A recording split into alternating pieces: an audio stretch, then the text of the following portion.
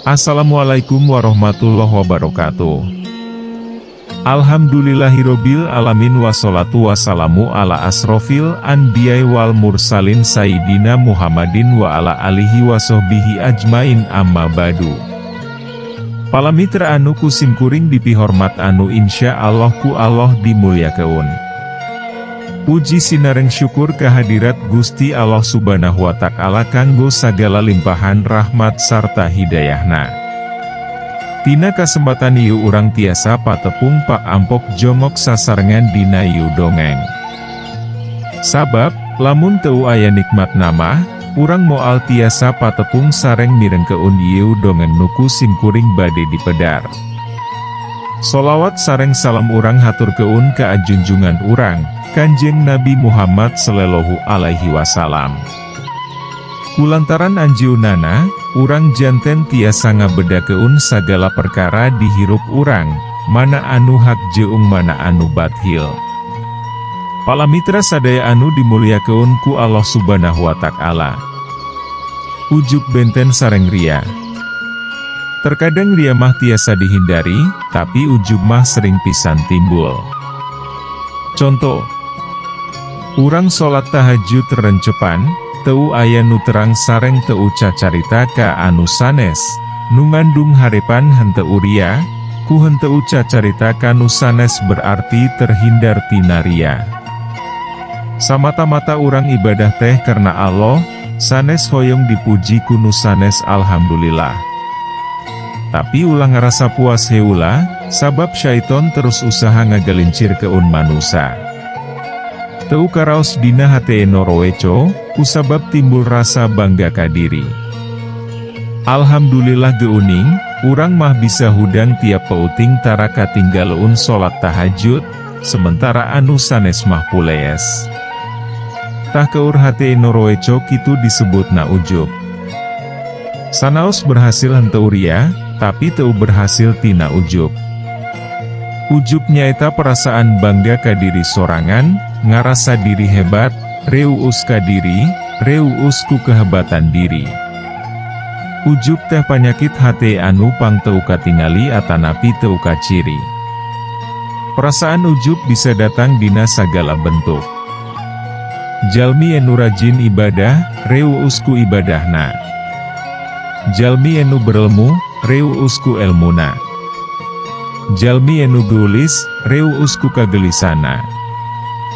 Jalmi anu dermawan reueus ku berehana. Jalmi anu dawah, reueus ku bisa dawahna, komo lamun geus sabiwir hiji, si anu mah resep ku dawahna. Sufyan ats-Tsauri nganyatakeun, ujub nyaeta perasaan reueus ka diri sorangan, hingga diri ngarasa leuwih mulia sareng ngarasa leuwih luhur darajatna tibatan nu sejen. Padahal eta kaleuwihan teh karunia ti Allah. Kukituna sakuduna reueus kagum teh mung ka Allah, sanes ka diri.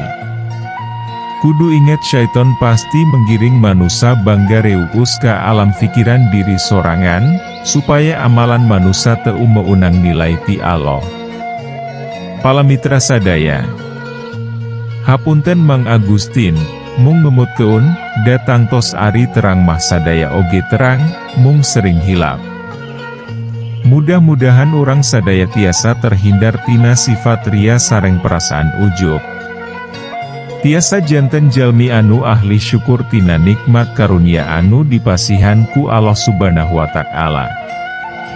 Henteu ria komo ujub mah, amin ya Allah ya Robbal alamin. Palamitra anu dipihormat, hapunten ngalantur bae. Hayu urang lajengkeun deui kana dongeng. DR Leuweung Larangan. Bagian ke-25. Wilujeng tepang Dewi Palamitra, hayu urang teraskeun dongeng anu katunda, wilujeng ngadangukeun, braal Saat urang tunda lampah waruga anjing hideung tanpa hulu, anu ngajug-jug ke ajero lemburnya lindung, niatna rek males pati. Urang teun-deun heula dihande ule sieum, tunda dihanjuang siang. Paragi nyokot ninggal keun, mangsa datang sampaur Dewi. Kocap keun kayaan Lurah Wikarta. Sadi tinggal keun kula laki keling, anu mere inget.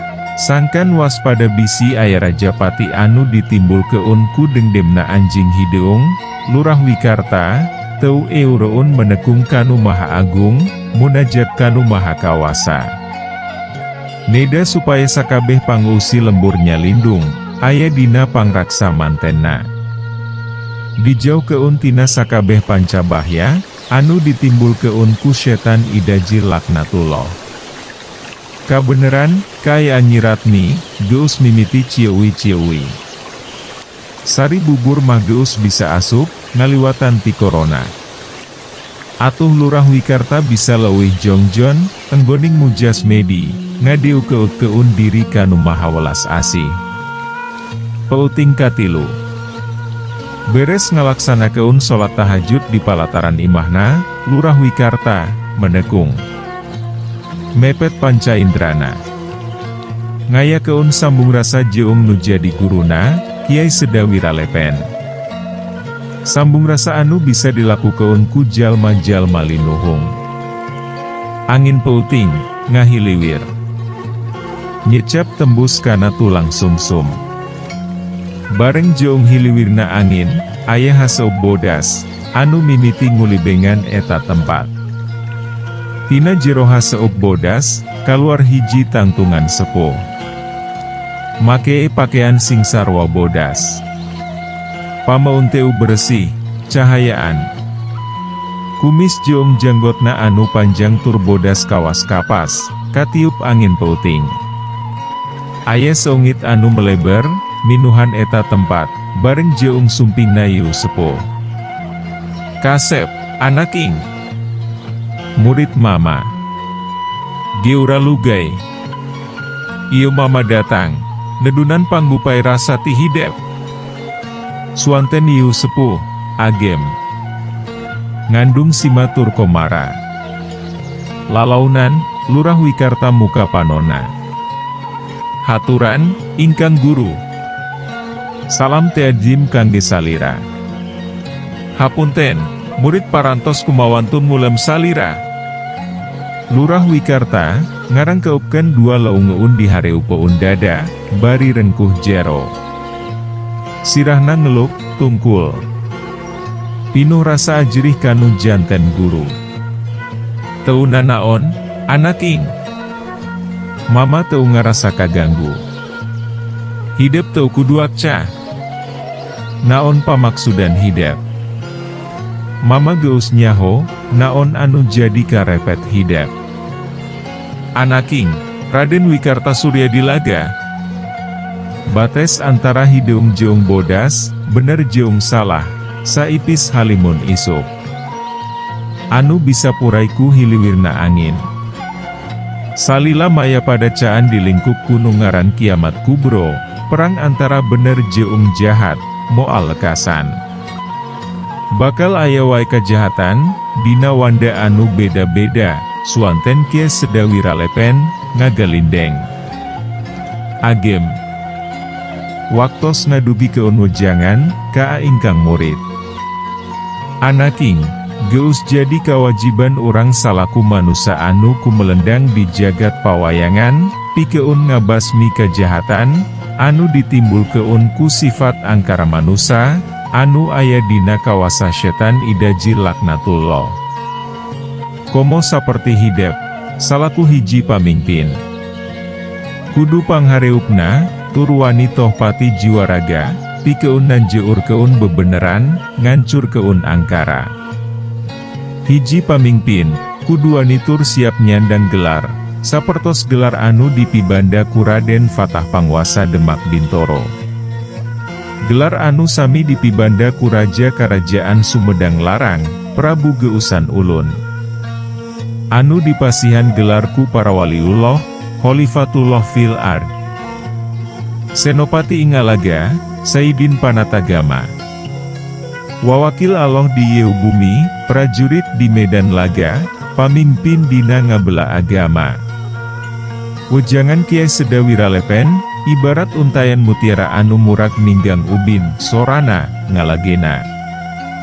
Anaking, pikeun merukeun angkara anu ditimbulkeun ku anak sampeuran hidep, nu ayeuna geus robah wujud jadi anjing hideung, ku mama bakal dibekelan hiji ageman, petakeun yeu ageman, dibarengan ku metakeun elmu warisan karuhun, pager sukma.